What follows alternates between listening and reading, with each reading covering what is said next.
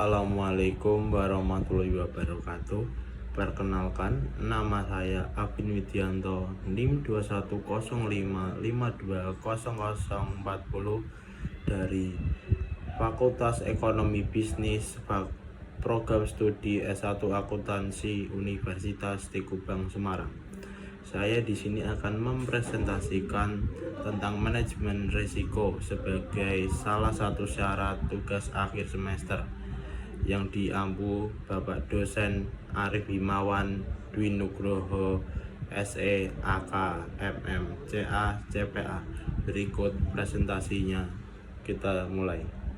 Kita akan melanjutkan mengenai definisi manajemen risiko.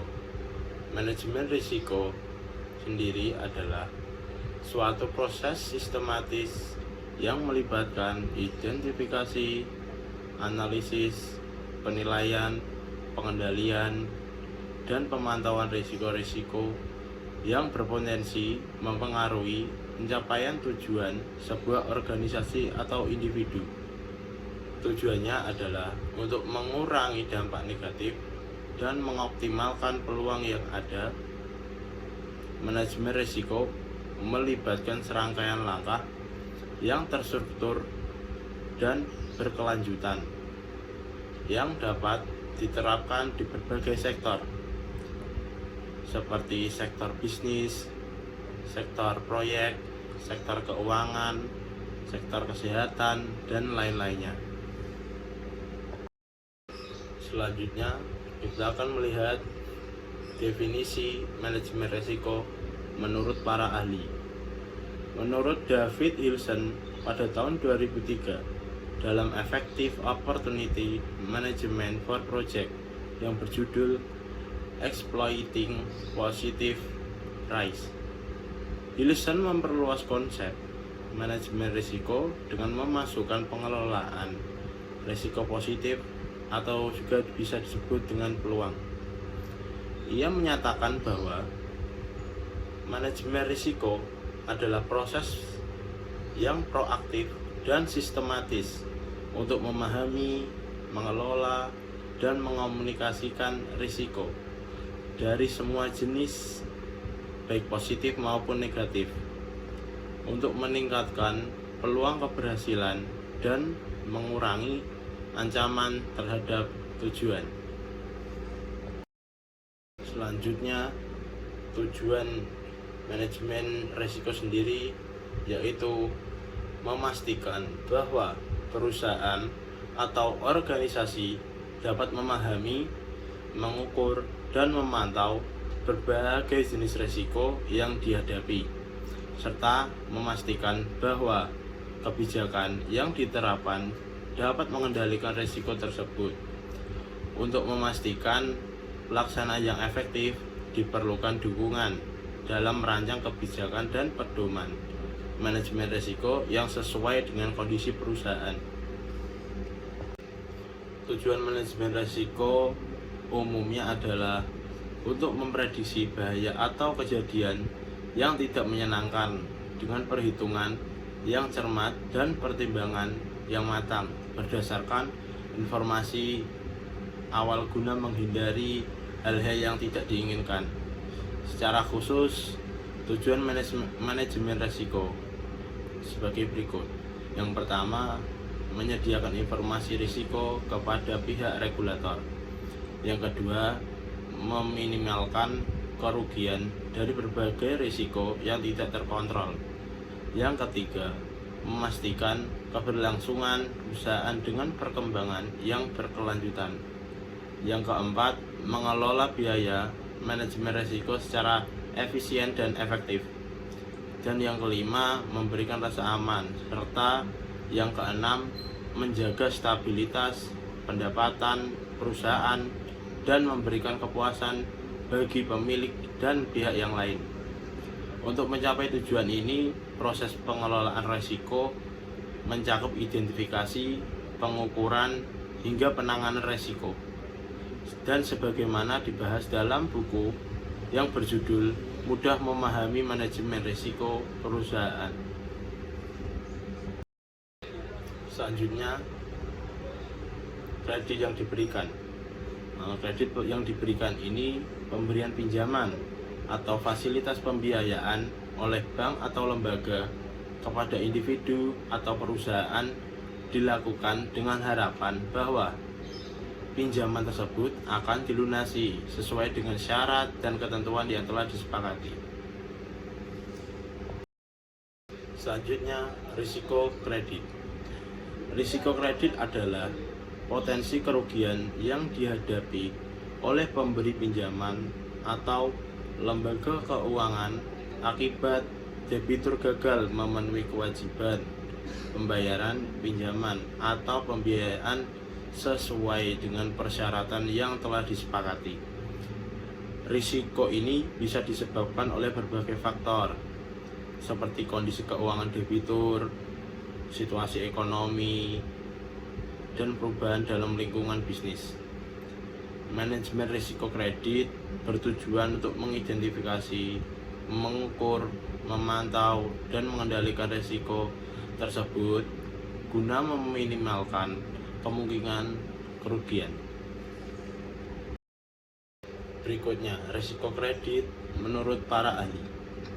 Menurut Anthony Saunders dan Marcia Milan Cornet pada tahun 2007 dalam Financial Institution Management yang berjudul Irish Management Approach, Saunders dan Cornet mendefinisikan risiko kredit sebagai risiko kerugian yang timbul dari kegagalan debitur atau pihak lawan untuk memenuhi kewajiban kontrak mereka. Risiko ini mencakup pinjaman yang gagal bayar dan penurunan nilai aset yang terkait dengan kualitas kredit. Selanjutnya kita bahas mengenai jenis risiko kredit. Saat ini terdapat beberapa jenis risiko kredit yang perlu diperhatikan.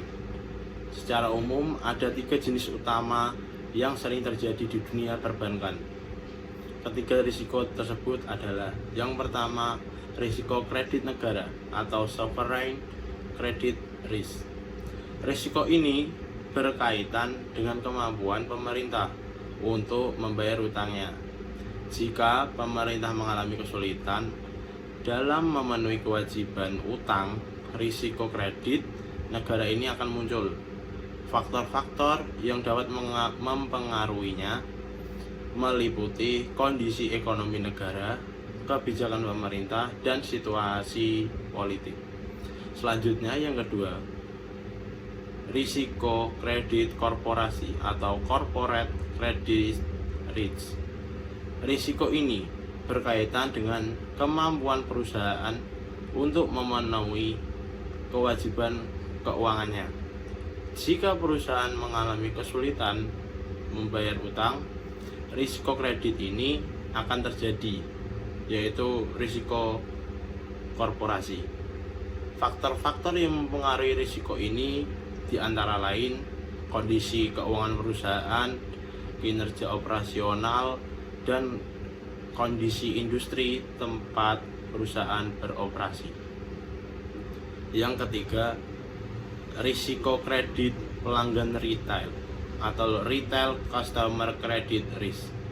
Risiko ini berkaitan dengan kemampuan individu atau konsumen untuk membayar utang mereka kepada bank atau lembaga keuangan lainnya.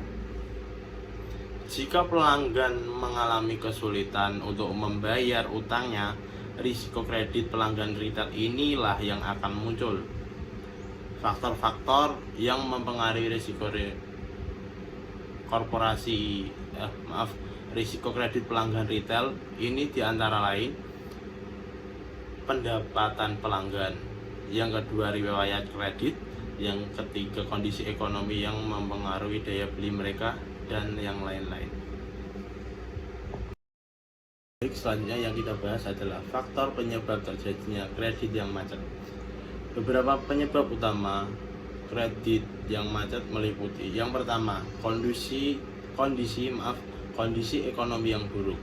Selama masa resesi atau ketidakstabilan ekonomi, banyak individu atau perusahaan mungkin mengalami kesulitan untuk membayar kembali pinjaman mereka karena penurunan pendapatan atau mungkin bisa kebangkrutan.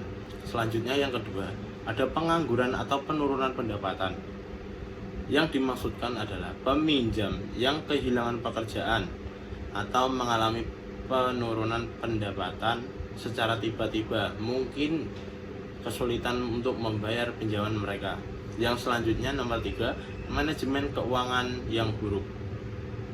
Ini bisa jadi peminjam yang tidak memiliki keterampilan manajemen keuangan yang baik atau tidak memiliki rencana pengelolaan keuangan yang memadai, berisiko tinggi mengalami kegagalan dalam membayar pinjaman.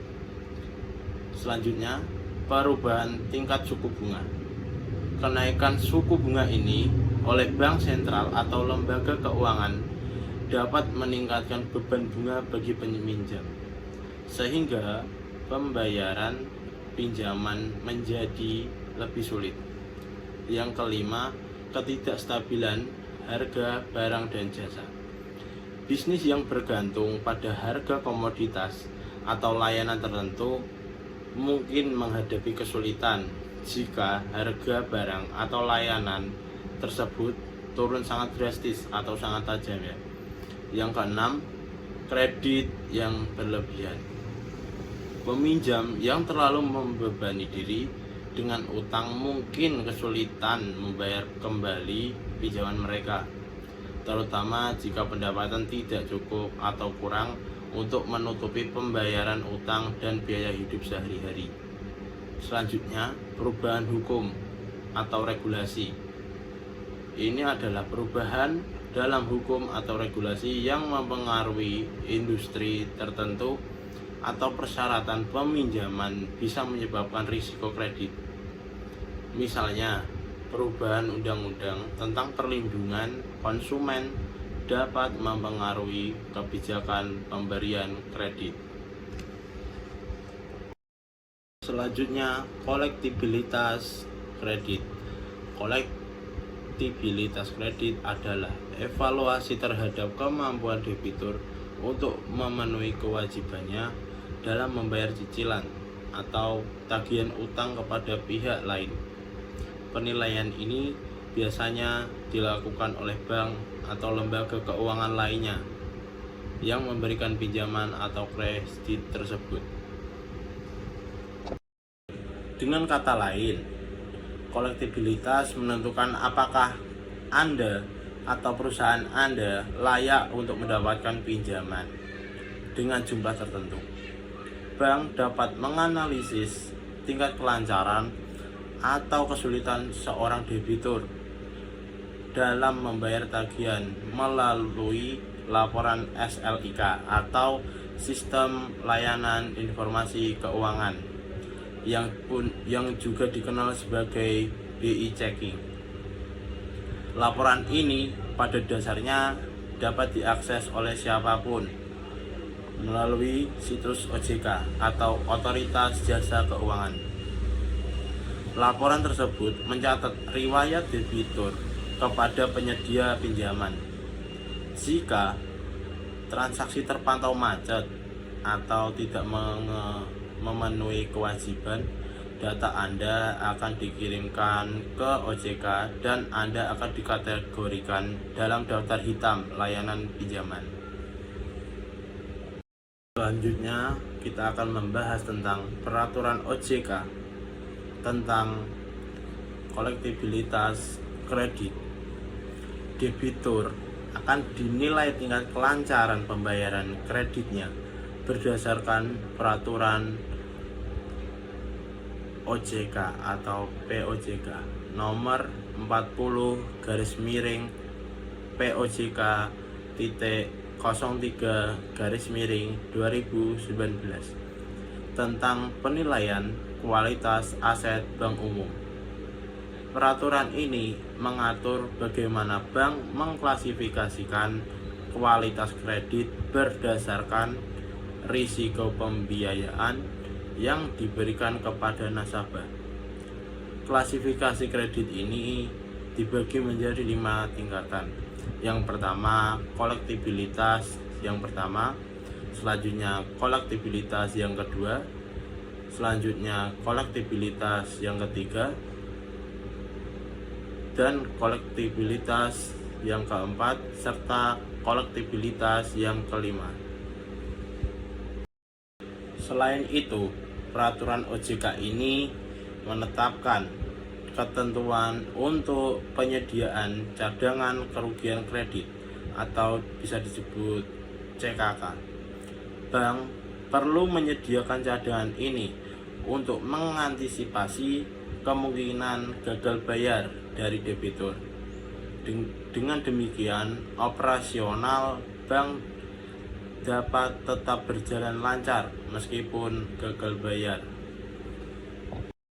Selanjutnya, kita akan membahas mengenai status kolektibilitas kredit.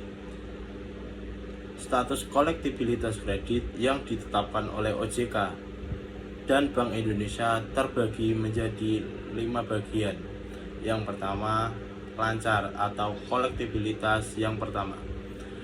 Kolektabilitas yang pertama dikenal juga dengan sebagai status lancar.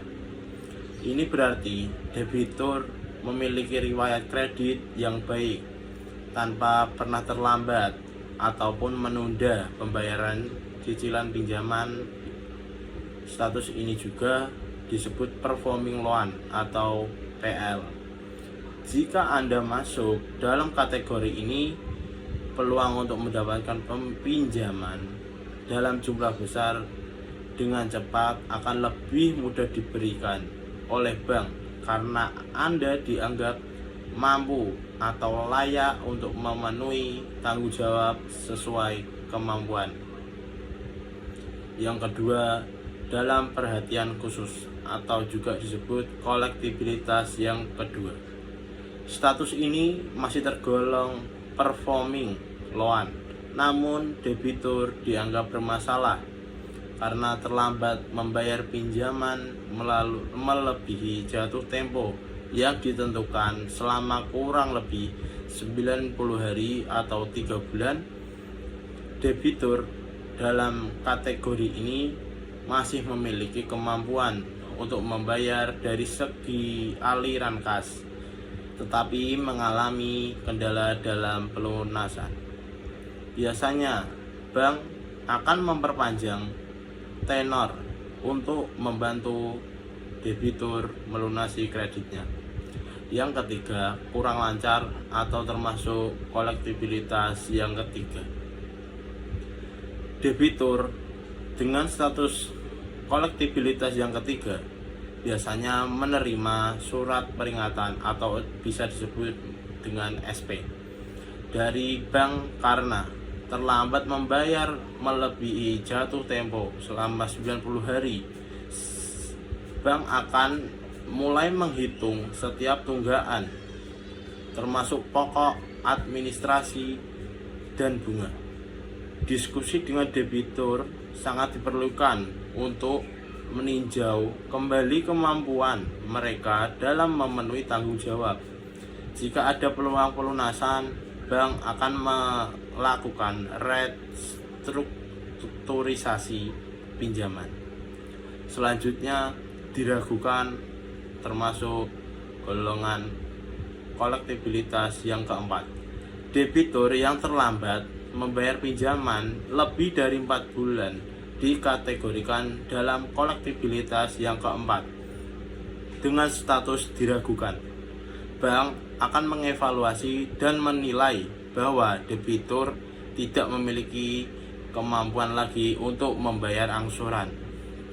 Tidak ada diskusi lebih lanjut karena debitur dianggap tidak memiliki itikat untuk menyelesaikan tanggung jawab mereka. Yang kelima, macet atau kolektibilitas yang kelima. Kategori berikut sebagai non-performing loan atau NPL yang merujuk pada ketidaklancaran atau kemacetan pembayaran angsuran pinjaman. Debitur menunggak atau terlambat membayar tagihan lebih dari 180 hari tanpa ada konfirmasi apapun itu. Bank akan mengeluarkan SP yang ketiga kepada debitur dan mulai mengatur penanganan dan penyelesaian kreditnya. Next, yaitu risiko keuangan. Risiko keuangan merujuk pada kemungkinan terjadinya kerugian atau kerusakan yang dialami oleh perusahaan atau individu dalam pengelolaan keuangan mereka. Risiko ini bisa muncul dari berbagai sumber dan mempengaruhi berbagai aspek keuangan seperti pendapatan, aset, dan likuiditas. Baik, selanjutnya kita akan membahas mengenai jenis-jenis risiko keuangan. Berikut adalah jenis-jenis risiko-risiko finansial yang umum dihadapi oleh perusahaan. Yang pertama, risiko pasar atau market risk. Risiko ini terkait dengan perubahan harga pasar yang dapat mempengaruhi nilai aset atau liabilitas perusahaan. Contoh dari risiko suku bunga. Ini perubahan suku bunga dapat mempengaruhi nilai investasi yang berbasis bunga seperti obligasi. Selanjutnya, risiko valuta asing. Perubahan nilai tukar mata uang dapat mempengaruhi perusahaan yang beroperasi secara internasional. Yang kedua, ada risiko kredit atau credit risk. Risiko ini terjadi ketika pihak ketiga gagal untuk memenuhi kewajibannya, seperti tidak membayar hutang atau tidak memenuhi kontrak lain-lainnya. Contoh dari risiko kredit, yang pertama, risiko default atau peminjam gagal membayar pinjaman atau bunga yang sudah jatuh tempo. Dan yang kedua, risiko konsentrasi, terlalu banyak eksposur pada satu peminjam atau sekelompok peminjam yang terkait.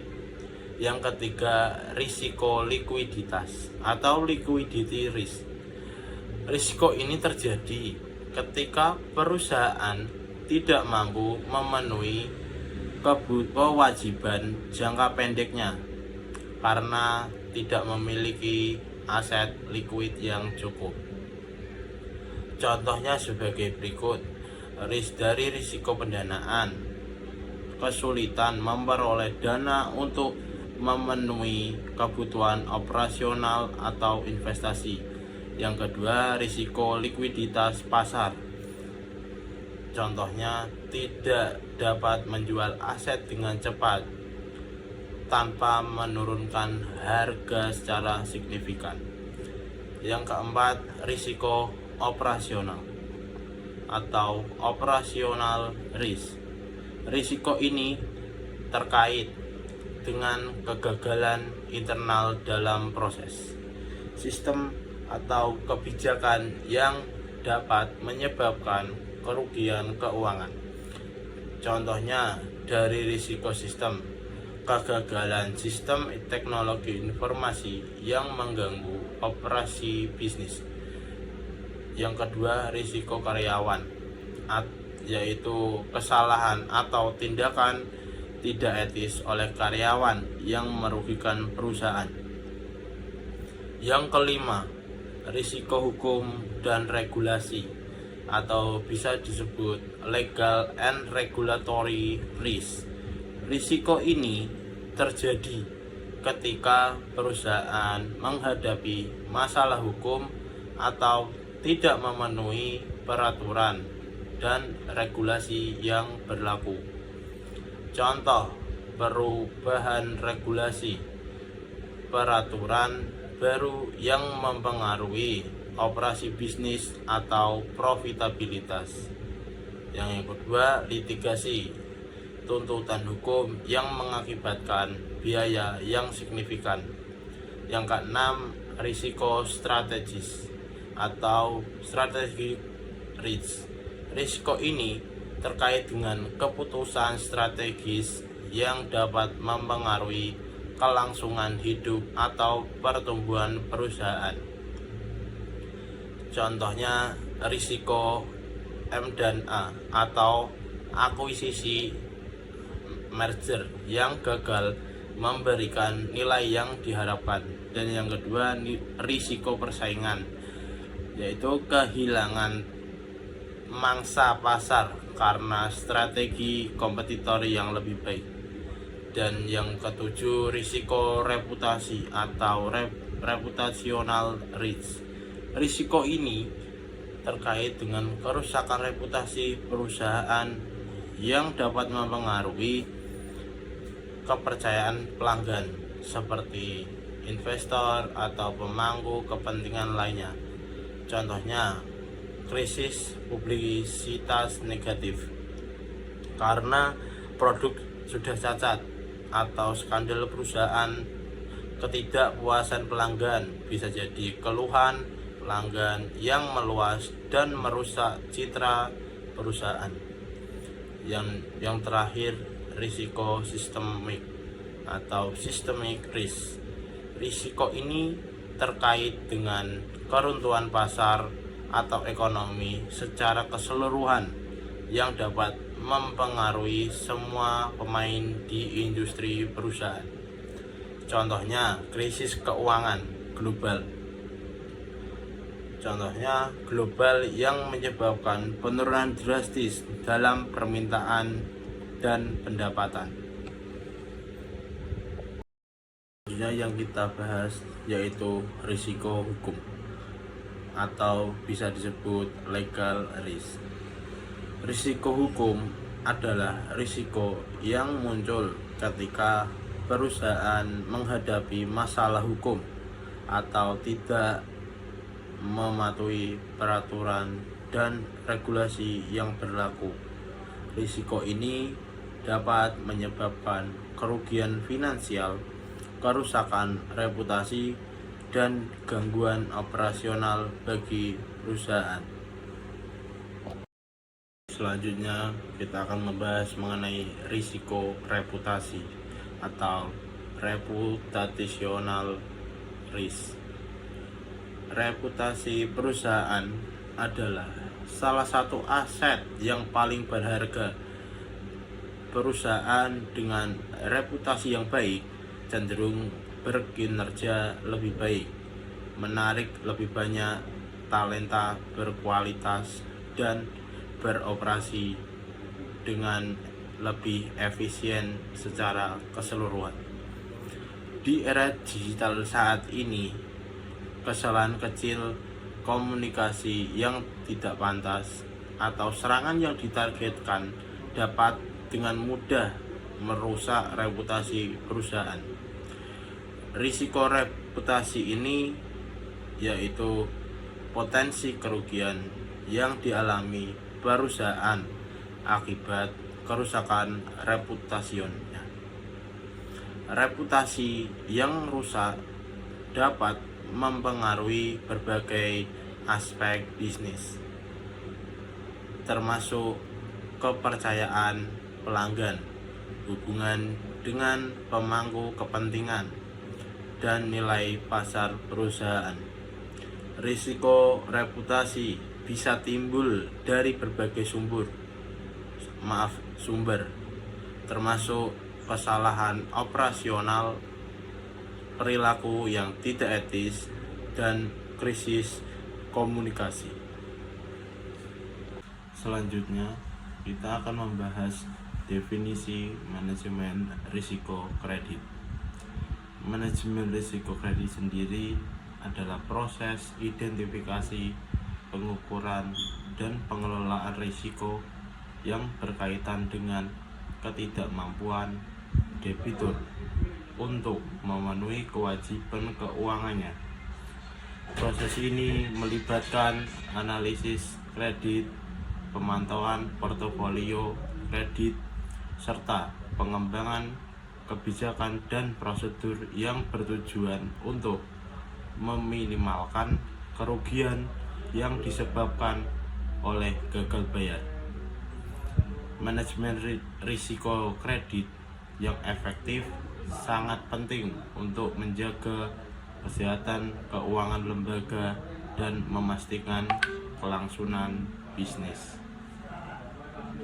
Selanjutnya adalah manfaat manajemen risiko kredit. Yang pertama, mengurangi potensi kerugian. Identifikasi dininya manajemen risiko kredit membantu dalam mengidentifikasi potensi gagal bayar lebih awal sehingga langkah-langkah pencegahan dapat diambil sebelum masalah menjadi serius. Yang kedua, tentang mitigasi risiko, yaitu dengan menggunakan jaminan dan syarat-syarat kredit yang ketat, perusahaan dapat mengurangi potensi kerugian akibat kredit bermasalah. Yang kedua, meningkatkan keuntungan, yaitu pemberian kredit yang tepat. Analisis kredit yang cermat memastikan bahwa kredit hanya diberikan kepada peminjam yang memenuhi syarat, mengurangi risiko gagal bayar, dan meningkatkan pendapatan bunga. Yang kedua, ada optimasi portofolio, yaitu diversifikasi portofolio kredit, membantu dalam mengoptimalkan pendapatan sambil menjaga risiko pada tingkat yang dapat diterima. Yang ketiga, meningkatkan stabilitas keuangan. Cadangan yang tepat yaitu menyisihkan dana sebagai cadangan untuk menutupi potensi kerugian, membantu dalam menjaga stabilitas keuangan perusahaan, menghindari krisis keuangan, yaitu manajemen risiko kredit yang baik membantu mencegah krisis keuangan yang dapat timbul dari akuntansi kredit bermasalah. Selanjutnya, yang keempat, meningkatkan kepercayaan pemangku kepentingan. Ialah yang pertama, investor dan kreditur, yaitu lebih cenderung memberikan dukungan kepada perusahaan yang memiliki manajemen risiko kredit yang kuat. Yang kedua, ada pelanggan dan peminjam, yaitu peminjam akan merasa lebih percaya dan nyaman berurusan dengan perusahaan yang memiliki proses manajemen risiko kredit yang transparan dan adil. Yang kelima, meningkatkan efisiensi operasional. Yang pertama, ada proses standar, yaitu kebijakan dan prosedur kredit yang jelas dan standar membantu dalam meningkatkan efisiensi operasional. Penggunaan teknologi, yaitu implementasi dan prosedur kredit yang jelas dan standar membantu dalam meningkatkan efisiensi operasional. Selanjutnya ada penggunaan teknologi, yaitu implementasi teknologi dalam manajemen risiko kredit membantu dalam mengotomatisasi proses, mengurangi kesalahan manusia, dan mempercepat pengambilan keputusan. Yang keenam, ada meningkatkan kepatuhan regulasi. Yang pertama, ada kepatuhan hukum. Dengan menerapkan manajemen risiko kredit yang baik, perusahaan dapat memastikan bahwa mereka mematuhi semua peraturan dan undang-undang yang berlaku. Dan yang kedua, ada audit dan pelaporan. Yang dimaksud adalah manajemen risiko kredit yang efektif, memudahkan dalam proses audit dan pelaporan, meningkatkan transparansi dan akuntabilitas. Yang ketujuh, ada meningkatkan daya saing, Yang pertama ada keunggulan kompetitif, yaitu perusahaan dengan manajemen risiko kredit yang kuat memiliki keunggulan kompetitif karena mereka lebih mampu mengelola risiko dan memberikan layanan yang lebih baik kepada pelanggan. Yang kedua ada reputasi yang baik, yaitu dijelaskan manajemen risiko kredit yang baik membantu dalam membangun reputasi yang positif di pasar, menarik lebih banyak pelanggan dan mitra bisnis. Dan yang terakhir, mendukung pertumbuhan jangka panjang. Bisa menjadi dua, yaitu yang pertama sustainabilitas, yang kedua inovasi dan ekspansi.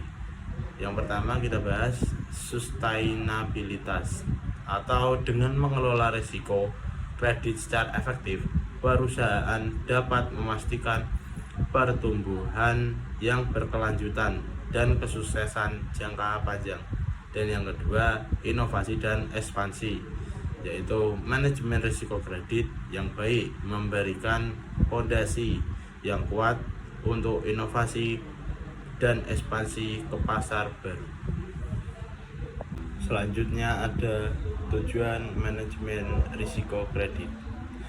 Tujuan manajemen risiko kredit adalah untuk mengidentifikasi, mengukur, dan mengelola risiko yang terkait dengan ketidakmampuan debitur untuk memenuhi kewajiban keuangannya dengan cara yang meminimalkan kerugian dan memaksimalkan nilai portofolio kredit. Selanjutnya ada struktur organisasi manajemen risiko. Ini dibagi menjadi 4 bagian. Yang pertama ada pembagian wewenang dan tanggung jawab direksi. Salah satu anggota direksi tanggung jawab terhadap manajemen risiko. Yang kedua, anggota direksi yang bertanggung jawab terhadap manajemen risiko dapat merangkap bertanggung jawab terhadap manajemen risiko.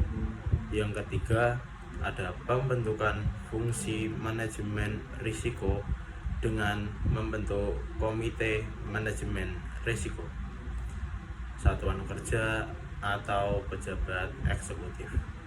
Dan yang terakhir, satuan kerja dan pejabat eksekutif manajemen risiko kredit harus independen. Selanjutnya yang kita akan bahas komite kredit. Komite kredit ini yang dibentuk oleh direksi untuk mengevaluasi atau memberikan rekomendasi keputusan kredit untuk jumlah dan jenis kredit yang ditetapkan oleh direksi dengan memperhatikan. Berikutnya tujuan komite kredit. Yang pertama, meningkatkan kualitas kredit dan profitabilitas namun tidak menghambat pertumbuhan BPR. Dan yang kedua, media pembelajaran bagi semua orang yang terlibat dalam proses pengambilan keputusan dan pertanggungjawaban kepada stakeholder. Yang ketiga, memperbaiki pedoman SOP dan praktik yang sehat dalam manajemen perkreditan. Selanjutnya, dukungan kepada komite kredit. Berikut ada 4. Yang pertama, memiliki legalitas hukum. Yang kedua, anggota komite pihak yang relevan. Yang ketiga, independen dan objektif. Yang keempat, membuat rekomendasi kepada pemutus kredit. Berikut tantangan mengelola manajemen risiko kredit. Mengelola risiko kredit memang merupakan tugas yang kompleks dan menantang. Berikut adalah penjelasan lebih lanjut mengenai tantangan-tantangan yang dihadapi oleh lembaga keuangan. Yang pertama, variabilitas ekonomi, yaitu pengaruh ekonomi global dan lokal. Perubahan kondisi ekonomi secara signifikan dapat mempengaruhi kemampuan debitur untuk membayar kewajiban mereka. Misal, resesi ekonomi dapat meningkatkan tingkat pengangguran, mengurangi pendapatan individu, dan menyebabkan kesulitan keuangan yang mempengaruhi kemampuan mereka untuk membayar hutang. Dan yang kedua, ada fluktuasi nilai tukar mata uang. Fluktuasi nilai tukar mata uang dapat mempengaruhi beban pembayaran hutang, terutama bagi debitur yang memiliki utang dalam mata uang asing. Dan yang ketiga, ada inflasi. Tingkat inflasi yang tinggi dapat mengurangi daya beli dan mempengaruhi kemampuan pembayaran kredit debitur. Dan yang terakhir, perubahan suku bunga. Perubahan suku bunga dapat mempengaruhi beban bunga yang harus dibayar oleh debitur, sehingga mempengaruhi kemampuan untuk memenuhi kewajiban kredit. Yang kedua, ada keterbatasan data, dibagi menjadi 4. Yang pertama, ada akses terbatas ke data. Yang kedua, kurangnya riwayat kredit komprehensif. Dan yang ketiga, kualitas data yang rendah. Serta yang keempat, kesulitan mengumpulkan data dari berbagai sumber. Yang pertama, akses terbatas ke data, yaitu banyak lembaga keuangan sering menghadapi keterbatasan dalam mengakses data yang relevan dan andal. Misalnya, di beberapa negara berkembang, riwayat kredit mungkin tidak sepenuhnya tercatat atau terdokumentasi dengan baik. Dan yang kedua, ada kurangnya riwayat kredit komprehensif. Ketika informasi riwayat kredit tidak lengkap atau tidak tersedia, lembaga kesulitan untuk mengevaluasi risiko kredit calon debitur. Yang ketiga, ada kualitas data yang rendah, yaitu data yang tidak akurat atau tidak up to date dapat menyebabkan kesalahan dalam penilaian risiko dan pengambilan keputusan kredit.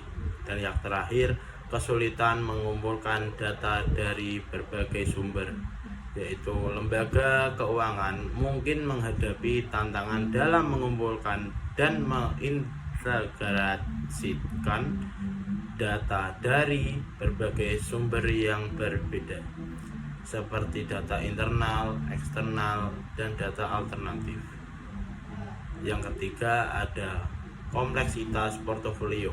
Portofolio kredit yang beragam dengan berbagai jenis kredit seperti pinjaman pribadi, pinjaman bisnis, hipotek, dan kredit korporat memerlukan pendekatan manajemen risiko yang komprehensif dan dinamis. Setiap jenis kredit memiliki karakteristik risiko yang berbeda, sehingga memerlukan strategi pengelolaan yang spesifik. Mengelola portofolio yang kompleks ini memerlukan pemantauan yang terus-menerus, analisis yang mendalam, dan penyesuaian strategi yang berkelanjutan untuk mengurangi risiko secara efektif. Yang terakhir, ada perubahan regulasi. Perubahan regulasi yang berkembang dan berubah seringkali menimbulkan tantangan tambahan bagi manajemen risiko kredit. Lembaga keuangan harus selalu mematuhi peraturan terbaru yang dikeluarkan oleh otoritas keuangan yang mencakup persyaratan modal, pelaporan keuangan, dan standar penilaian kredit. Perubahan regulasi ini memerlukan penyesuaian kebijakan dan prosedur internal serta investasi dalam pelatihan dan sistem teknologi untuk memastikan kepatuhan Kegagalan untuk mematuhi regulasi dapat mengakibatkan sanksi hukum dan reputasi yang buruk.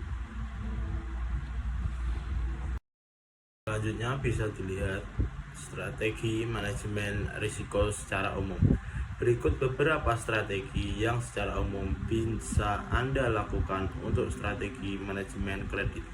Yang pertama, ada diversifikasi portofolio atau menyebar kredit di berbagai sektor ekonomi dan wilayah geografis untuk mengurangi risiko konsentrasi. Misal, memberikan pinjaman ke sektor manufaktur, layanan kesehatan, dan teknologi di berbagai kota. Dan yang kedua, ada penetapan batas kredit, yaitu menetapkan batas maksimal kredit untuk setiap peminjam atau kelompok peminjam untuk mencegah eksposur berlebihan.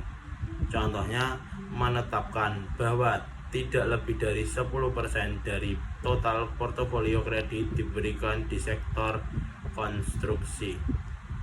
Yang ketiga, penggunaan agunan, yaitu meminta jaminan atau aset dari peminjam sebagai jaminan. Contohnya, meminta properti senilai 1 miliar rupiah sebagai agunan untuk pinjaman 700 juta rupiah. Yang keempat, ada analisis kelayakan kredit, yaitu evaluasi mendalam terhadap kemampuan dan niat peminjam untuk membayar, melibatkan penilaian laporan keuangan, riwayat kredit, prospek bisnis, dan kapabilitas manajemen. Contoh dari analisis kelayakan kredit ini menilai laporan keuangan dan riwayat kredit sebelum memberikan pinjaman. Yang kelima, ada asuransi kredit. Menggunakan asuransi kredit untuk melindungi pemberi peminjaman dari risiko gagal bayar. Asuransi kredit memberikan perlindungan finansial dengan mengganti sebagian atau seluruh kerugian jika peminjam tidak mampu membayar kembali pinjamannya. Ada dua contoh seperti yang pertama, polis asuransi dan klaim asuransi. Polis asuransi yaitu membeli polis asuransi kredit yang mencakup risiko gagal bayar untuk portofolio kredit tertentu. Sedangkan klaim asuransi, jika peminjam gagal membayar, pemberi pinjaman dapat mengajukan klaim kepada perusahaan asuransi untuk mendapatkan kompensasi atas kerugian tersebut. Selanjutnya ada penerapan manajemen risiko kredit. Manajemen terhadap risiko ini perlu diterapkan secara berkesinambungan seiring dengan terjadinya peningkatan risiko pinjaman bermasalah. Bagaimana proses penerapannya? Berikut, para ahli berpendapat bahwa ada 4 poin utama dalam menerapkan manajemen risiko kredit. Yang pertama, ada pengawasan aktif Dewan Komisaris dan Direksi, yaitu Dewan Komisaris bertanggung jawab dalam melakukan persetujuan atau peninjauan berkala mengenai strategi dan kebijakan risiko kredit pada perusahaan. Sedangkan direksi bertanggung jawab untuk mengimplementasikan strategi dan mengembangkan kebijakan serta prosedur dengan mendukung standar pemberi kredit yang sehat, memantau dan mengendalikan risiko kredit, mengidentifikasi dan menangani kredit yang bermasalah. Yang kedua, ada kebijakan, prosedur, dan penetapan limit, yaitu kriteria pemberian kredit yang sehat adalah perusahaan harus mempunyai informasi yang cukup untuk membantu dalam menilai secara komprehensif profil risiko nasabah. Selain itu, perusahaan harus memastikan terdapat pemisahan fungsi antara pihak yang melakukan persetujuan analisis dan administrasi kredit dalam mekanisme kepatuhan, prosedur pendelegasian dalam pemberian kredit. Dalam mekanisme kepatuhan prosedur pendelegasian dalam pembelian kredit, perusahaan juga harus menetapkan limit untuk seluruh nasabah sebelum melakukan transaksi kredit, yang mana kredit dapat berbeda antara satu nasabah dengan nasabah lainnya. Dan yang ketiga, ada proses identifikasi, pengukuran, pemantauan, dan sistem informasi manajemen risiko kredit. Perusahaan perlu mengidentifikasi risiko kredit yang melekat pada produk dan aktivitasnya.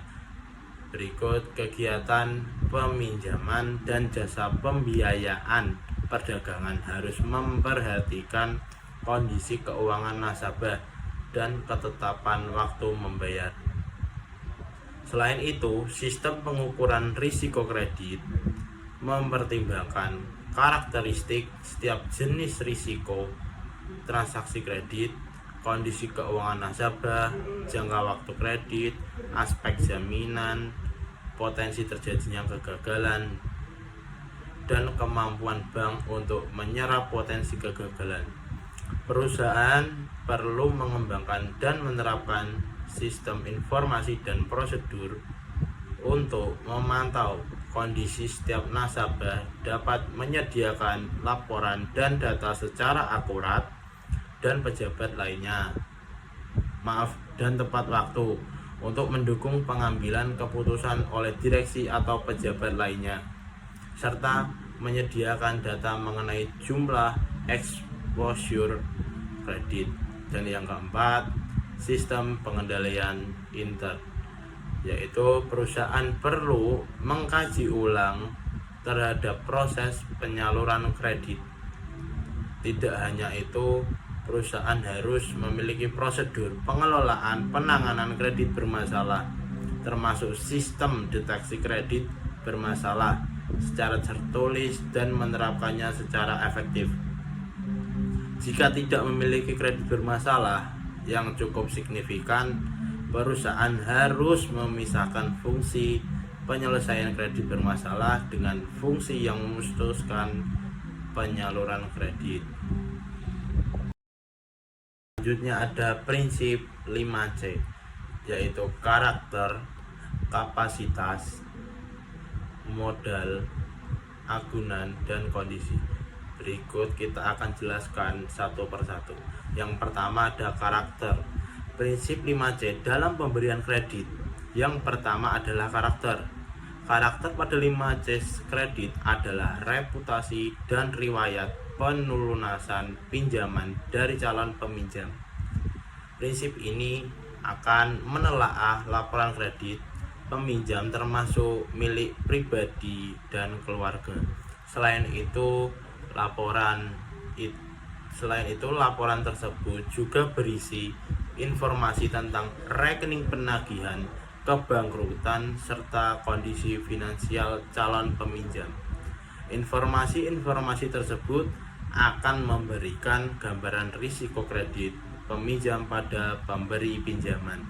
Dan yang kedua ada kapasitas. Berikut, kapasitas menjadi salah satu prinsip 5C dalam pemberian kredit yang tidak bisa disepelekan. Pasalnya, pemberi pinjaman dapat memperhitungkan kemampuan calon debitur untuk melunasi tagihan yang dihubungkan dengan kondisi bisnisnya.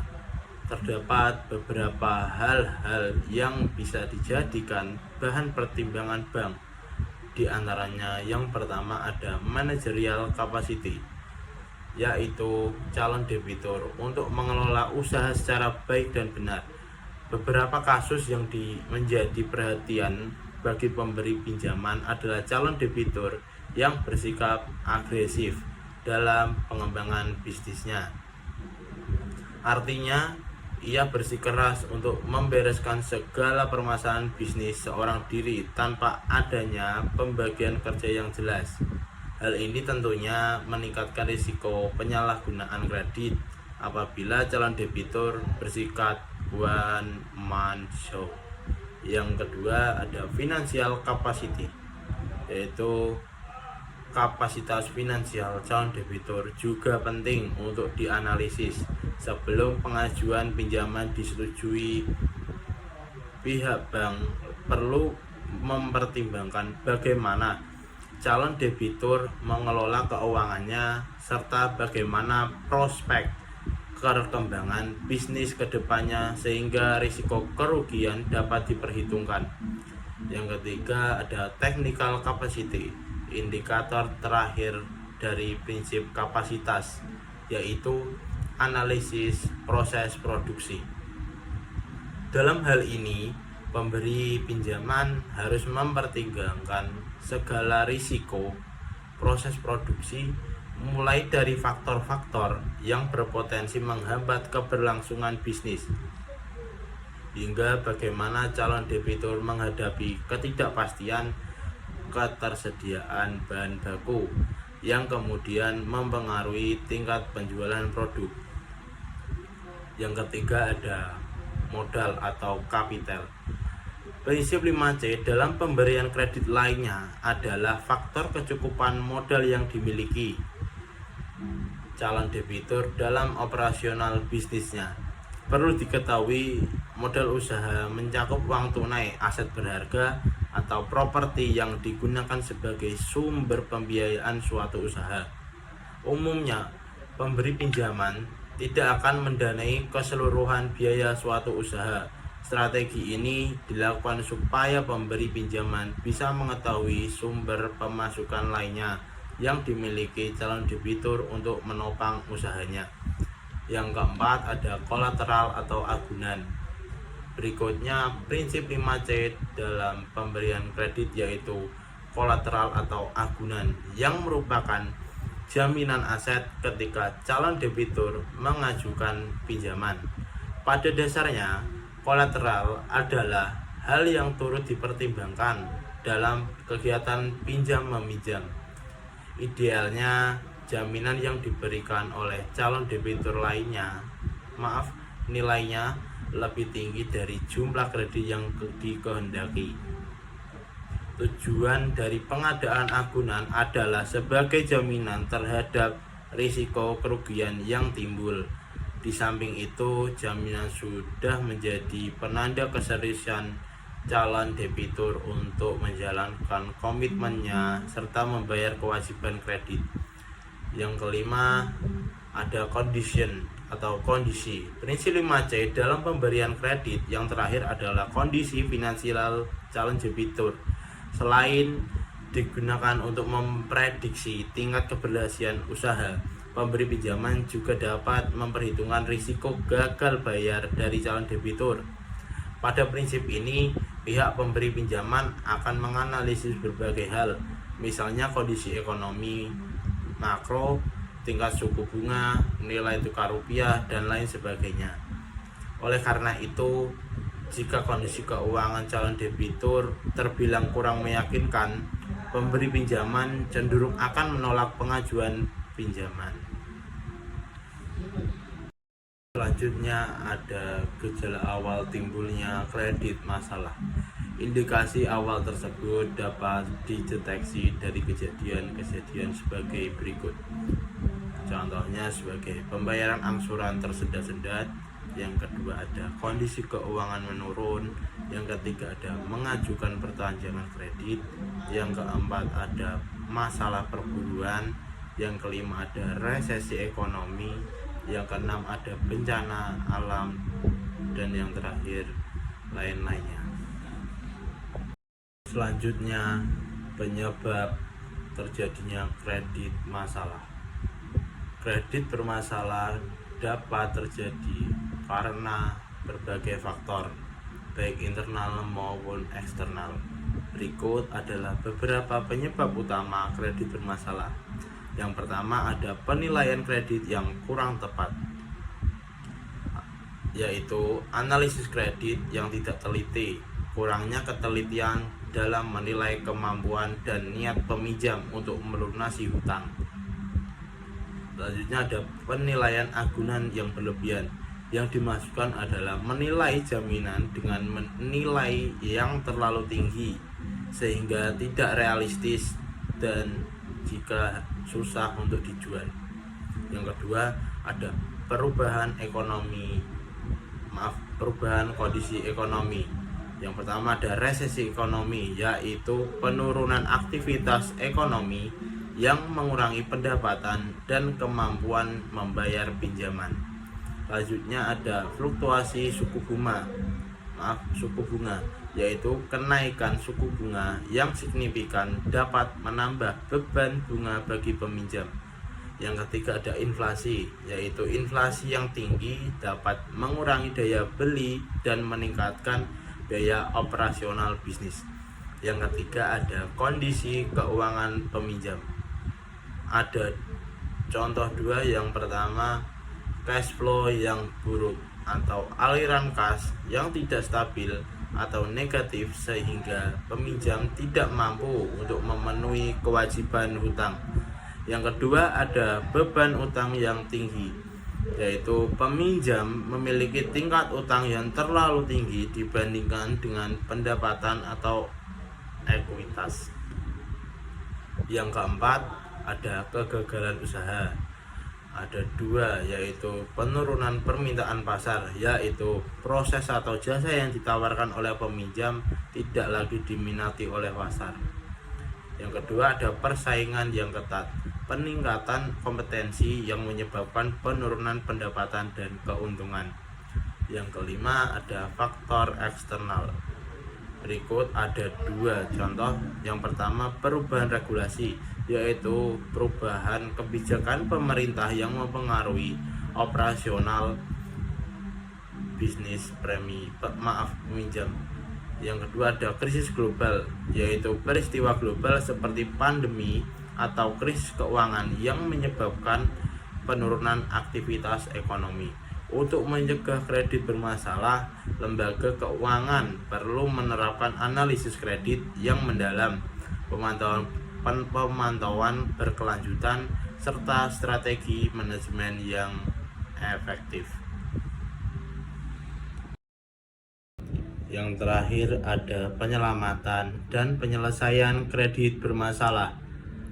5 penyelamatan dan penyelesaian kredit bermasalah sebagai berikut.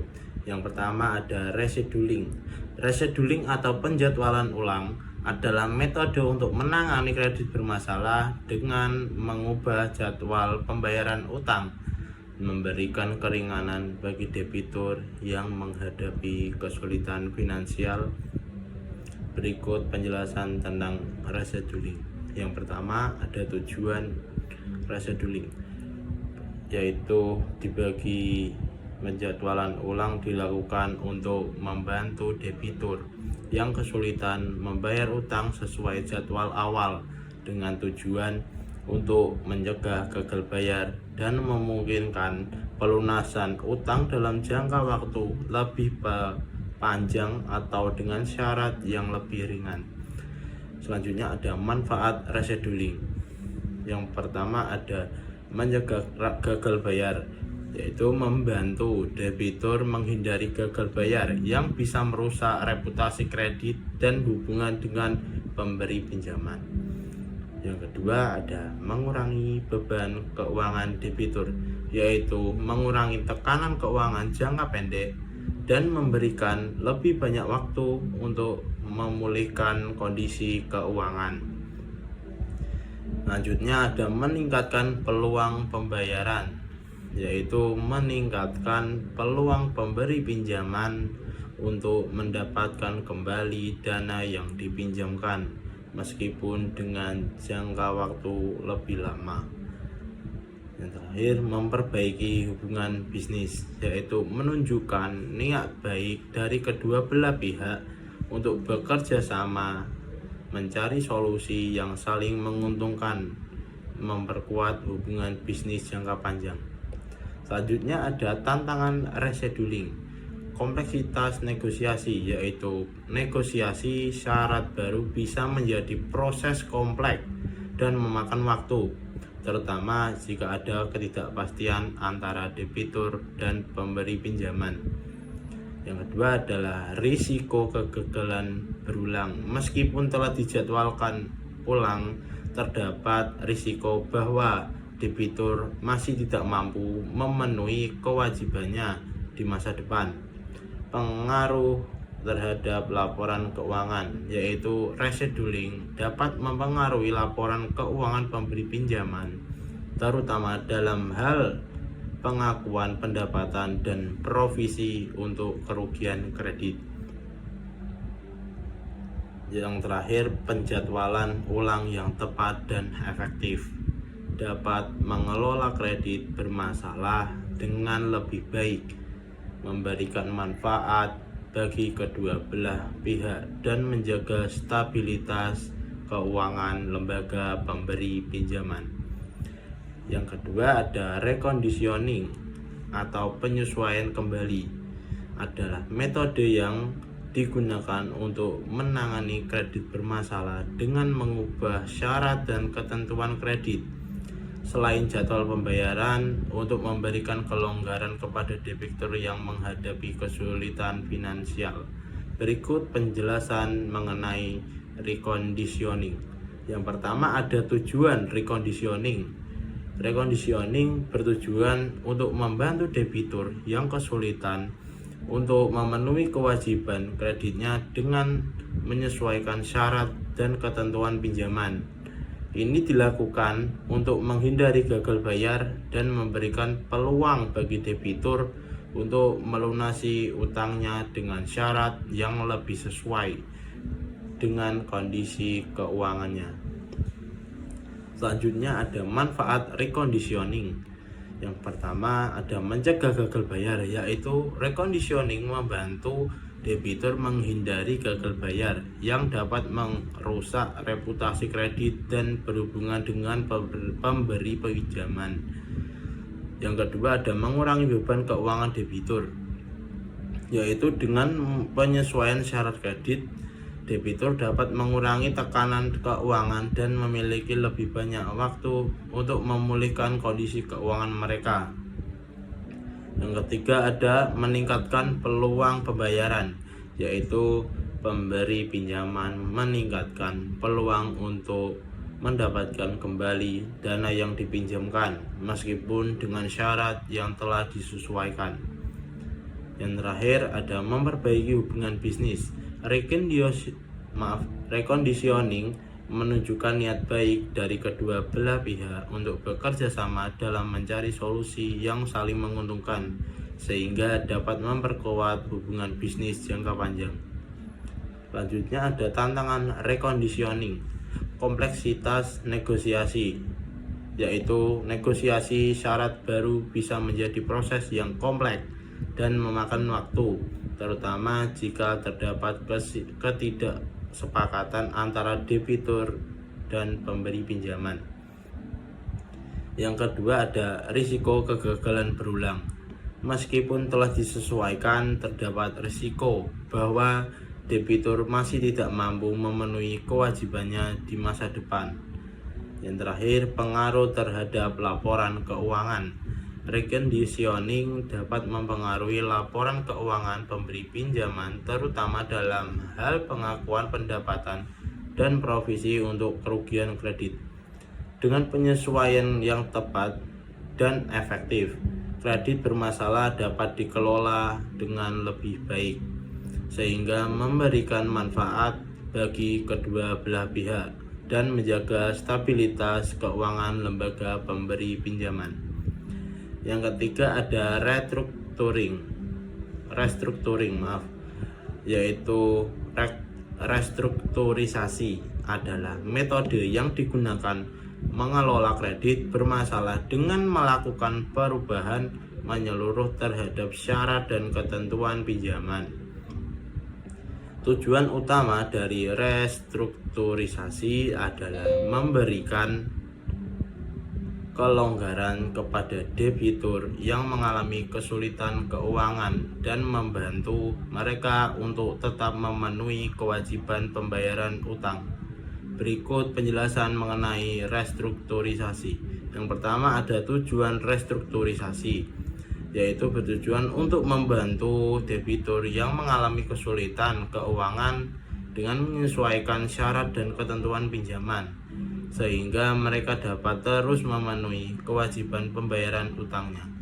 Ini dilakukan untuk menghindari gagal bayar dan memastikan bahwa debitur dapat melunasi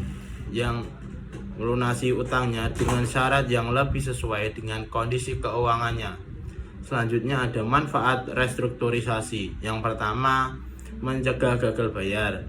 Restrukturisasi membantu debitur menghindari gagal bayar yang dapat merusak reputasi kredit dan hubungan dengan pemberi pinjaman. Yang kedua, mengurangi beban keuangan debitur, yaitu dengan restrukturisasi, debitur dapat mengurangi tekanan keuangan dan memiliki lebih banyak waktu untuk memulihkan kondisi keuangan mereka. Selanjutnya ada meningkatkan peluang pembayaran, yaitu pemberi pinjaman meningkatkan peluang untuk mendapatkan kembali dana yang dipinjamkan, meskipun dengan syarat yang telah disesuaikan. Yang terakhir, memperbaiki hubungan bisnis, yaitu restrukturisasi menunjukkan niat baik dari kedua belah pihak untuk bekerja sama dalam mencari solusi saling menguntungkan sehingga dapat memperkuat hubungan bisnis jangka panjang. Selanjutnya ada tantangan restrukturisasi. Yang pertama ada kompleksitas negosiasi. Negosiasi adalah syarat baru bisa menjadi proses yang kompleks dan memakan waktu, terutama jika terdapat ketidaksepakatan antara debitur dan pemberi pinjaman. Selanjutnya ada risiko kegagalan berulang, yaitu meskipun telah direstrukturisasi, terdapat risiko bahwa debitur masih tidak mampu memenuhi kewajibannya di masa depan. Selanjutnya ada pengaruh terhadap laporan keuangan, yaitu restrukturisasi dapat mempengaruhi laporan keuangan pemberi pinjaman, terutama dalam hal pengakuan pendapatan dan provisi untuk kerugian kredit. Dengan restrukturisasi yang tepat dan efektif, kredit bermasalah dapat dikelola dengan lebih baik sehingga memberikan manfaat bagi kedua belah pihak dan menjaga stabilitas keuangan lembaga pemberi pinjaman. Selanjutnya ada kombinasi. Kombinasi atau metode strategi yang menggabungkan berbagai pendekatan seperti rescheduling, reconditioning, dan restructuring untuk mengelola kredit bermasalah. Tujuan dari pendekatan ini memberikan solusi yang paling efektif untuk membantu debitur mengatasi kesulitan keuangan dan memastikan pemenuhan kewajiban pembayaran utang. Berikut penjelasan mengenai kombinasi metode dalam manajemen kredit bermasalah. Yang pertama ada tujuan kombinasi. Ini bertujuan untuk menyediakan fleksibilitas maksimal dalam penanganan kredit bermasalah dengan menggabungkan aspek-aspek terbaik dari berbagai pendekatan. Dengan menggabungkan aspek-aspek terbaik dari berbagai pendekatan, ini dilakukan untuk meningkatkan peluang pemulihan kredit dan memastikan bahwa solusi yang diberikan sesuai dengan situasi spesifik debitur. Selanjutnya ada manfaat kombinasi. Fleksibilitas maksimal atau kombinasi metode memberikan fleksibilitas maksimal dalam menangani berbagai situasi keuangan yang berbeda. Selanjutnya ada solusi yang disesuaikan, yaitu metode ini memungkinkan pemberi pinjaman untuk memberikan solusi yang disesuaikan dengan kondisi spesifik debitur. Selanjutnya meningkatkan peluang pemulihan kredit, yaitu dengan menggabungkan berbagai pendekatan, peluang untuk mendapatkan kembali dana yang dipinjamkan dapat meningkat. Yang terakhir, memperbaiki hubungan bisnis. Kombinasi metode menunjukkan niat baik dari kedua belah pihak untuk bekerja sama untuk mencari solusi yang menguntungkan sehingga dapat memperkuat hubungan bisnis jangka panjang. Selanjutnya ada tantangan kombinasi. Yang pertama ada kompleksitas implementasi, yaitu mengkombinasikan berbagai metode bisa menjadi proses yang kompleks dan memerlukan koordinasi yang baik antara berbagai pihak. Selanjutnya ada risiko kegagalan berulang, yaitu meskipun telah dilakukan kombinasi metode, terdapat risiko bahwa debitur masih tidak mampu memenuhi kewajiban di masa depan. Selanjutnya, pengaruh terhadap laporan keuangan, yaitu kombinasi metode dapat mempengaruhi laporan keuangan pemberi pinjaman, terutama dalam hal pengakuan pendapatan dan provisi untuk kerugian kredit. Dengan pendekatan kombinasi yang sangat tepat dan efektif, kredit bermasalah dapat dikelola dengan baik sehingga memberikan manfaat bagi kedua belah pihak dan menjaga stabilitas keuangan lembaga pemberi pinjaman. Yang terakhir, likuidasi. Likuidasi adalah proses di mana aset-aset debitur dijual atau dialihkan untuk melunasi kewajiban utang yang tidak dapat dipenuhi. Likuidasi merupakan langkah terakhir yang diambil ketika semua upaya restrukturisasi kredit dan metode lainnya telah gagal. Berikut penjelasan mengenai likuidasi. Yang pertama, tujuan likuidasi adalah untuk memaksimalkan pemulihan dana yang dipinjamkan dengan menjual aset-aset debitur dan menggunakan hasil penjualan tersebut untuk melunasi hutang. Ini dilakukan untuk mengurangi kerugian bagi pemberi pinjaman. Selanjutnya ada manfaat likuidasi. Yang pertama, pemulihan dana, yaitu likuidasi memungkinkan pemberi pinjaman untuk memulihkan sebagian atau seluruh dana yang dipinjamkan, meskipun proses ini mungkin tidak selalu menghasilkan nilai penuh dari hutang. Yang kedua ada pengurangan risiko, yaitu dengan menjual aset-aset debitur, pemberi pinjaman dapat mengurangi risiko kerugian lebih lanjut yang mungkin timbul dari tidak dibayarnya utang. Selanjutnya, penyelesaian utang, yaitu likuidasi memberikan solusi definitif untuk menyelesaikan utang yang tidak dapat dibayar, sehingga memudahkan pemberi pinjaman untuk melakukan operasional tanpa beban utang yang bermasalah. Selanjutnya ada tantangan likuidasi. Berikut ada beberapa tantangan likuidasi. Yang pertama, proses yang memakan waktu. Nah, likuidasi bisa menjadi proses yang panjang dan rumit, memerlukan koordinasi dengan berbagai pihak dan mematuhi regulasi yang ketat. Selanjutnya ada kerugian nilai aset. Aset yang dijual dalam kondisi likuidasi seringkali dijual dengan harga yang lebih rendah dari nilai pasar, sehingga pemberi pinjaman mungkin tidak dapat memulihkan seluruh jumlah utang. Selanjutnya, dampak reputasi. Likuidasi dapat berdampak negatif pada reputasi debitur dan pemberi pinjaman, terutama jika melibatkan penjualan aset secara paksa.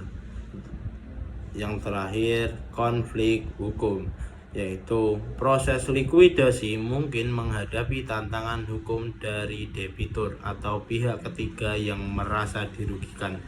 Dengan menjalankan proses likuidasi dengan hati-hati dan sesuai dengan peraturan yang berlaku, pemberi pinjaman dapat meminimalkan kerugian dan menyelesaikan kredit bermasalah dengan cara yang paling efektif. Demikian presentasi manajemen risiko kredit yang dapat saya sampaikan pada hari ini. Saya berharap informasi yang telah saya sampaikan dapat bermanfaat dan memberikan wawasan baru bagi kita semua. Saya mengucapkan banyak terima kasih kepada dosen pengampu saya, Bapak Arif Himawan Dwi Nugroho, SE, AK, MM, CA, CPA, dan teman-teman. Saya mengucapkan banyak terima kasih atas perhatian dan partisipasi kalian selama presentasi ini. Jika ada pertanyaan, kritik, atau saran, saya akan senang hati untuk menerimanya. Silahkan menghubungi saya setelah presentasi ini atau kontak yang sudah saya bagikan. Mari kita terus belajar dan bekerja sama untuk mencapai tujuan bersama. Ibarat mengelola risiko, ibarat menjinakkan singa liar, perlu ketelitian dan keberanian untuk menjaga agar tetap terkendali. Sekian presentasi dari saya. Terima kasih. Wabillahi taufiq wal hidayah. Wassalamualaikum warahmatullahi wabarakatuh. Jangan lupa subscribe, like, dan komen.